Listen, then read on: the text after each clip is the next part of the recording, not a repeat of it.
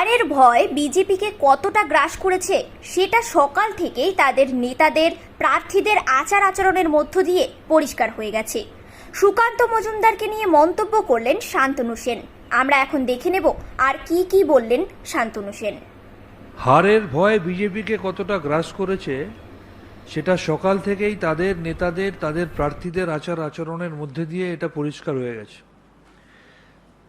একটা দলের যিনি হেড, যিনি রাজ্যের সভাপতি, যিনি বিদায়ী সাংসদ, তার আচার আচরণ, কথাবার্তা, বডি ল্যাঙ্গুয়েজ প্রমাণ করে দিচ্ছে যে শুরু থেকেই ভারতীয় জনতা পার্টি এই তিনটে আসনেই হেরে বসে আছে।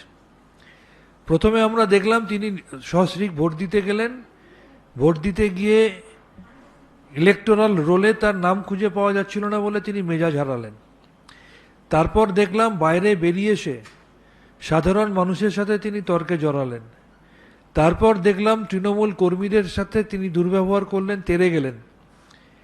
নিজে বললেন যে কেন্দ্রীয় বাহিনী নিয়ে তিনি প্রশ্ন তুললেন এবং তারপর একজন অন ডিউটি কর্তব্যরত আইসিকে বললেন যে তোমার চাকরি খেয়ে নেবো, তুমি কি করে খাবার জোটাও আমি দেখব। এই ধরনের ঔদ্ধত্যপূর্ণ আচরণ, এই ধরনের কথা, এই ধরনের বডি ল্যাঙ্গুয়েজ প্রমাণ করে যে বুঝতে পারছেন তিনি যে তার কেন্দ্র সহ আজকে সেকেন্ড ফেজে যে তিনটে কেন্দ্রে নির্বাচন হচ্ছে, এই তিনটে কেন্দ্রেই বিজেপির শোচনীয় পরাজয় শুধুমাত্র সময়ের অপেক্ষা।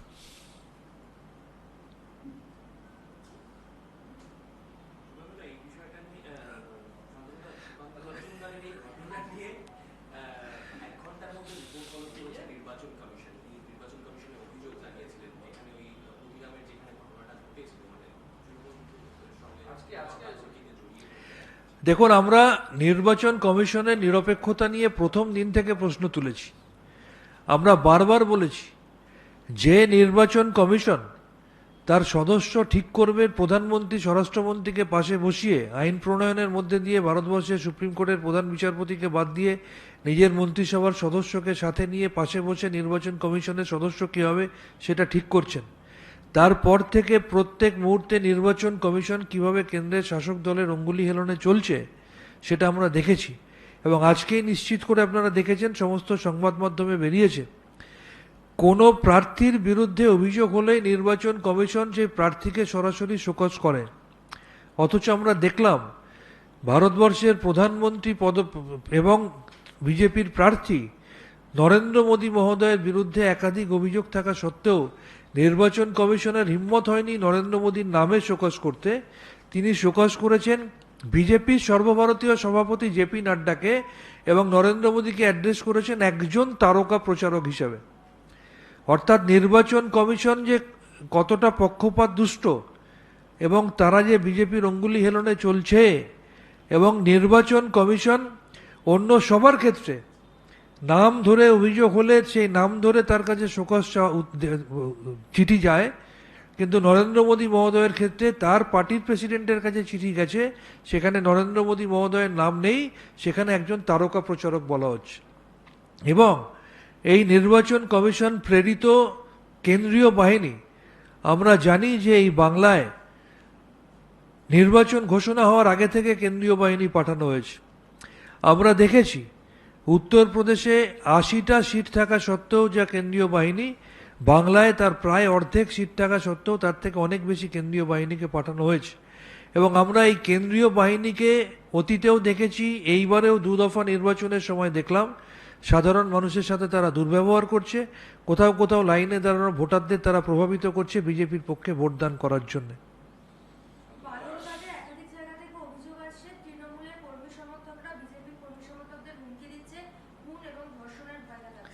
না, প্রথম কথাটা জানতে হবে যে এটা আমাদের বাংলার বালুরঘাট না বিজেপির নেতার কথায় বেলুরঘাট, কোথায় হয়েছে। যদি বাংলার বালুরঘাটে এটা হয়ে থাকে তাহলে বাস্তব চিত্রটা সবাই জানে। সেখানে বিজেপির রাজ্য সভাপতি, বিদায়ী সাংসদ এবং বিজেপির প্রার্থী, তার নেতৃত্বে তৃণমূল কংগ্রেসের ওপর কিভাবে অত্যাচার চলছে এবং হারের ভয়ে তিনি কিভাবে টেম্পারামেন্ট লুজ করে কর্তব্যরত আইসি থেকে শুরু করে সবার বিরুদ্ধে তিনি উস্কানি দিচ্ছেন, ভয় দেখাচ্ছেন, চাকরি খেয়ে নেওয়ার ভয় দেখাচ্ছেন, পেটের ভাত মেরে দেওয়ার ভয় দেখাচ্ছেন, এগুলো প্রকাশ্যে সারা ভারতবর্ষের মানুষ টিভির পর্দায় দেখতে পাচ্ছে।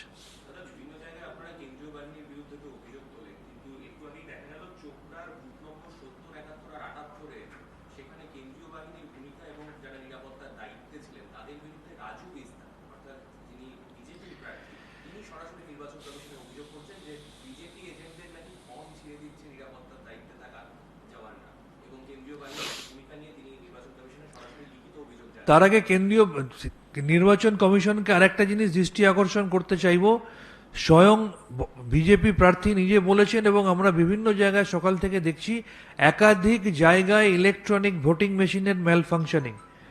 এই চোপড়ার কথা বললেন, চোপড়াতে আমরা দেখেছি 3.5 ঘন্টা মানুষ লাইনে দাঁড়িয়ে আছে, ভোটিং মেশিন শুরু হয়নি, ভোটিং মেশিন বিভ্রাট ছিল বলে ভোট শুরু করতে পারেনি। সুতরাং সেখানেও কোনো ম্যানিপুলেশন হয়েছে কিনা সেই সন্দেহ কিন্তু এড়িয়ে যাওয়া যাচ্ছে না। দ্বিতীয়ত, নির্বাচন কমিশনের কাছে কেন্দ্রীয় বাহিনীর বিরুদ্ধে দার্জিলিংয়ের বিজেপির প্রার্থীর এই অভিযোগ, এটা নিশ্চিত করে দেখার বিষয়। নির্বাচন কমিশনকে বলবো যে সেখানে তারা কাদের হয়ে কাজ করছে। সেখানে আমরা জানি যে বিজেপির প্রার্থী রয়েছেন এবং বিজেপির বিধায়কও সেখানকার বিজেপি প্রার্থীর বিরুদ্ধে মনোনয়ন জমা দিয়েছেন। সুতরাং কেন্দ্রীয় বাহিনী কি করছে, সাধারণ মানুষকে প্ররোচিত করছে কিনা, সেটা নির্বাচন কমিশনের দেখা উচিত। ময়নার বাচ্চা একজন বিজেপি কর্মী খুন হয়েছে বলে অভিযোগ, বিজেপি অভিযোগ করছে যে আপনারা মেরে ঝুলিয়ে দিয়েছেন তাকে। আপনাদের স্মরণ করিয়ে দিই, উত্তর কলকাতার কাশীপুরে অর্জুন চৌরাশিয়া বলে একজন বিজেপি কর্মী মারা গিয়েছিল, তার ঝুলন্ত দেহ পাওয়া গিয়েছিল। সেই সময় ভারতবর্ষের স্বরাষ্ট্রমন্ত্রী বাংলায় ছিলেন। তিনি সমস্ত কর্মসূচি বাতিল করে তিনি কাশীপুরে পৌঁছে গিয়ে তদন্ত শুরু হওয়ার আগেই বলেছিলেন যে এটা তৃণমূলের কর্মীরা তাকে মেরে ঝুলিয়ে দিয়েছে এবং তারা বলেছিলেন যে রাজ্য সরকারি কোনো হাসপাতালে ময়নাতদন্ত হবে না, কমান্ড হসপিটালে ময়নাতদন্ত করতে হবে। তাদের দাবি অনুযায়ী কমান্ড হসপিটালেই ময়নাতদন্ত হয় এবং ময়নাতদন্তের রিপোর্টে দেখা যায় যে অর্জুন চৌরাশি আত্মহত্যা করেছে। অর্থাৎ এটা আবার প্রমাণ হয় যে কোনো জায়গায় কোনো এই ধরনের ঘটনা ঘটলে শকুনের মতো মৃত্যু নিয়ে বিজেপি রাজনীতি করে, এটা তারই একটা প্রমাণ। आपको ये याद होगा कुछ साल पहले नॉर्थ कलकत्ता में काशीपुर में अर्जुन चौरासिया बोल के एक बीजेपी का कार्यकर्ता, उसका बॉडी मिला था, वो हैंग करते हुए मिला था। उस टाइम अमित शाह जी बंगाल में थे, वो पूरा कर्मसूची बातिल करते हुए वहाँ पर पहुँच गया और इन्वेस्टिगेशन शुरू होने का पहले ही वो बोला कि हमारा ये कार्यकर्ता अर्जुन चौरासिया को तृणमूल मार के झुला दिया, टंगा दिया। उन्होंने बोला सरकारी अस्पताल में पोस्टमार्टम हम लोग नहीं मांगेंगे, हम लोग चाहते हैं कमांड हॉस्पिटल में पोस्टमार्टम हो। उनके दावी अनुसार कमांड हॉस्पिटल में पोस्टमार्टम हुआ था और पोस्टमार्टम रिपोर्ट के अनुसार ये देखा गया था कि वो आत्महत्या था, सुइसाइड था, that was not a case of homicide. इससे ये सबूत होता है कहीं पे भी ऐसा हिस्सा होता है तो बीजेपी वालचार पॉलिटिक्स करता है, यही उसका एक निदर्शन है।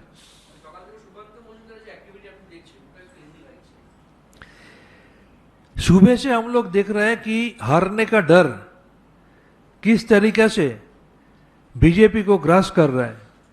बीजेपी का स्टेट का जो चीफ है और जो बीजेपी का कैंडिडेट भी है बालूरघाट का, जिस तरीके से वो बिहेव कर रहा है, जिस तरीके से सुबह वो अपना वाइफ को लेके वोट डालने गया, वहाँ पर इलेक्टोरल रोल में शुरू में उसका नाम नहीं मिल रहा था, वो टेम्परामेंट लूज किया।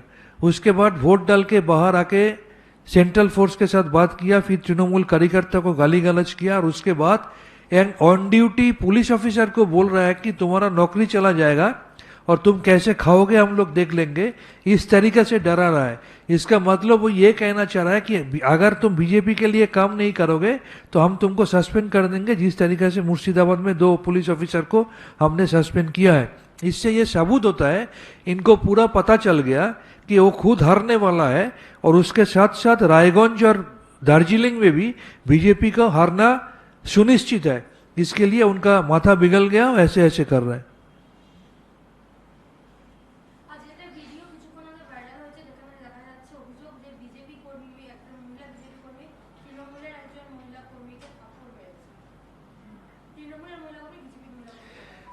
ভালো করে ভিডিওটা দেখবেন, থাপ্পড় মারার ওটা কোনো ঘটনা ঘটেনি।